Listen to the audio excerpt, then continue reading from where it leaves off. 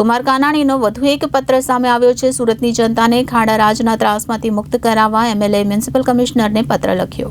સુરત મહાનગરપાલિકા માટે રસ્તાના પ્રશ્ન બાબતે એક સાંધે તો તેર તૂટે જેવી સ્થિતિ સર્જાઈ છે। તો છેલ્લા 1.5 મહિનામાં સુરતીઓ સૌથી વધારે ત્રસ્ત ખરાબ રસ્તાના કારણે થયા છે।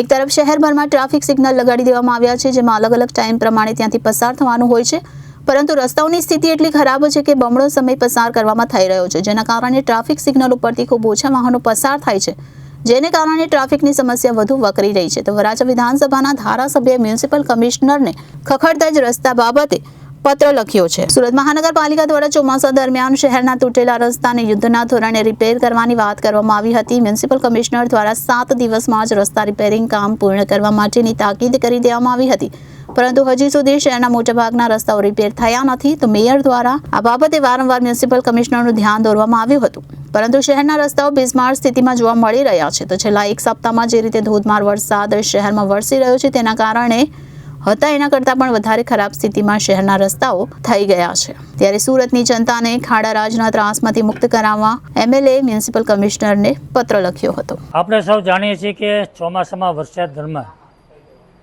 સુરત શહેરના રસ્તાઓનું ખૂબ ધોવાણ થયું છે, મોટા મોટા ખાડાઓ પડ્યા છે, અસહ્ય ત્રાસદાયક રોડ તૂટી ગયા છે।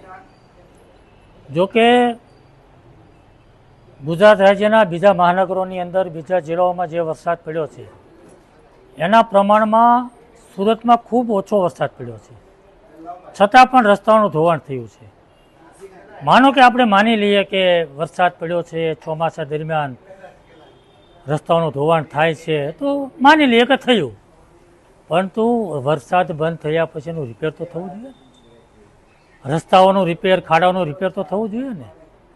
આજે લગભગ 4-5 દિવસથી વરસાદ બંધ થયો છે, મેં એક પણ જગ્યાએ રસ્તા રિપેર થતા જોયા નથી, ખાડાઓનું પુરાણ થતું મેં જોયું નથી। એટલે મને એવું લાગ્યું કે તંત્ર ઊંઘે છે, વહીવટી તંત્ર હજી મૂર્છાવસ્થામાં છે, અને એને નિંદ્રામાંથી જગાડવા માટે, મૂર્છામાંથી બહાર કાઢવા માટે મેં આ પત્ર કમિશનરને લખ્યો છે, અને વહીવટી તંત્રના વડાને પત્ર લખ્યો છે, અને સાથે સાથે શાસકોના પદાધિકારીઓને પણ આ વાત મેં ધ્યાન પર મૂકી છે। કાકા, શું કહેશો, દર વર્ષે આ રીતની જે કામગીરી જોવા મળતી હોય છે? મને એવું લાગે છે કે આજના આધુનિક ટેકનોલોજી યુગની અંદર આનું કાયમિક નિરાકરણ થવું જોઈએ।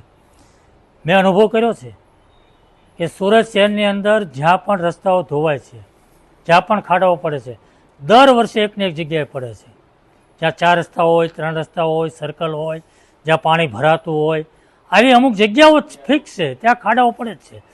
તો દર વર્ષે એક જ જગ્યાએ ખાડાઓ પડતા હોય તો નિરાકરણ શું? આ ટેકનોલોજીનો ઉપયોગ થઈને ત્યાં રિપેરિંગ કેમ નથી થતું? આરસીસી રોડ કેમ નથી બનતો? એની પાછળનું કારણ શું કાકા, શું લાગે છે? બેદરકારી। વહીવટી તંત્રે જે કામગીરી કરવી જોઈએ એમાં બિલકુલ બેદરકારી છે, સંકલનનો અભાવ છે, અને ઈચ્છાશક્તિ નથી। અને મને એવું લાગે છે કે જે પણ રોડ બને એ તૂટી જાય, ખાડાઓ પડે, તો જવાબદારી કોની? એજન્સીએ કેવું કામ કર્યું, કેવું નથી કર્યું, એ સંભાળવાની જવાબદારી કોની છે? વહીવટી તંત્રની છે, વહીવટી વડાની છે। એ એજન્સી સામે કાયદેસરના પગલાં ભરવા જોઈએ, કાર્યવાહી થવી જોઈએ, કેમ થતી નથી?